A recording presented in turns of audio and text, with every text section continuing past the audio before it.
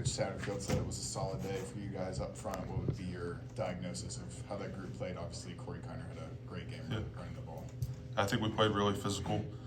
We knew coming into this week that Pitt was going to be really physical. They were going to try and bully ball, and I think we prepared really well for that. And took that to heart and had a good outcome. How many Miami guys do you know? A lot of you guys played together in high school here and there, but do you know any of them? I do not personally know any of them. Obviously, the first 2 years I knew Ivan a little bit, but other than that, I don't know anybody.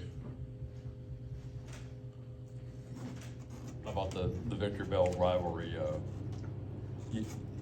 Obviously, no one's lost since 2005, but yeah. Is it still fun to ring that sucker? Yeah.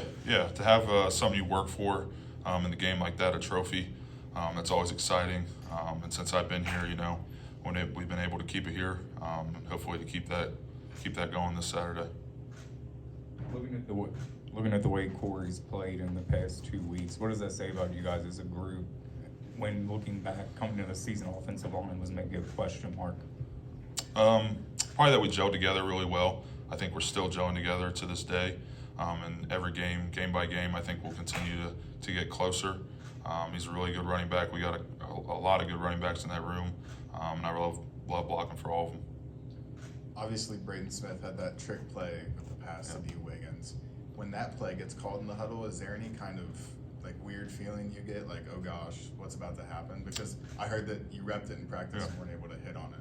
Well, we run a play away from that. We kind of run opposite of that to kind of draw the defense to that side of the field. So we don't have much to do with that. It's just, honestly, I didn't even know he was throwing the ball at that point. We were all just trying to run off the ball and dent the defense.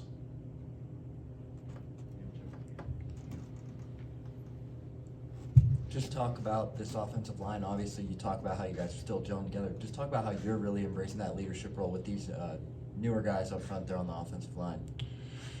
Last year I was the young guy, so stepping into that's a little different. I'm enjoying it. I'm trying to be as vocal as I can be for those guys. We got Trev, he was a captain at Penn, really vocal guy. We got Dion from Kentucky, more of a soft-spoken guy, but he's getting there. Really proud of how he's progressed since he's been here. And then we got Kandra, who's a big physical guy, unbelievable player. He'll continue to do great things for us. Johnny, he's made high jumps from where he was in the past. He's doing awesome, and DT's just a man. That's just all I got to say about him. But he's doing their thing. They're all doing their thing. I'm really proud of them. Ryan and Justin. Going on the road and winning at Pitt, how can you guys build on that with your confidence inside the locker room with the Big 12 schedule coming up after this week? Like I said, I knew we all knew it was going to be a physical game, and I think all the Big 12 games are going to be real physical. So just being as physical as we can be as an offensive line, and denting the defense, getting movement off the ball. It's all about that. From a scheme perspective, what's the biggest difference in the zone blocking scheme that you guys are running to maybe what you've done in the past? Just getting out running, towards the sidelines a little bit. Just being as fast as we can off the ball, trying to dent the defense, as well as running sideways and trying to work vertical up to the linebackers. So it's a little different that way. Dan. Did you say that DT was the man? Yeah, he is a man. I'm really happy for him. I'm so proud of him. He's continuing to make big jumps. I knew that once he got his shot, he was going to run away with it. I wish he would have got a couple more opportunities last year. But now that he's in that role, I don't see him taking any steps backwards at all. Can you describe his growth from going to such a tiny school, 500 students in the entire school, to where he is now starting on the line for a Big 12 team? When he got here, I didn't even know. I knew where he came from, but I didn't know how many students were there. I didn't know that it was such a small school. And when he got here, you couldn't even tell. I mean, he's just that type of guy. He's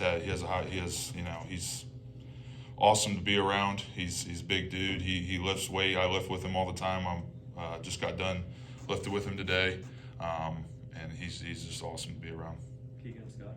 Emory Jones said after the Pitt game that Coach Satterfield's aggressive play calling really inspires him to play as well as he can. Yeah. How does that inspire the group up front? Does that help you guys, give you guys confidence at all when you know you're doing such aggressive play calls like the 4th and 1s?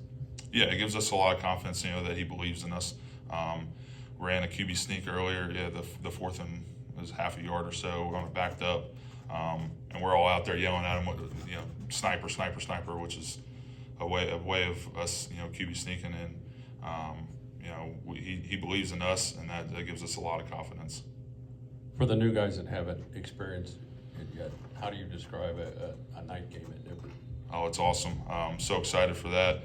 It's going to be rocking like it always has been since I've been here for a Nip at night, and it's going to be really fun. Anything else? Right, thanks, Kevin. Appreciate it, guys.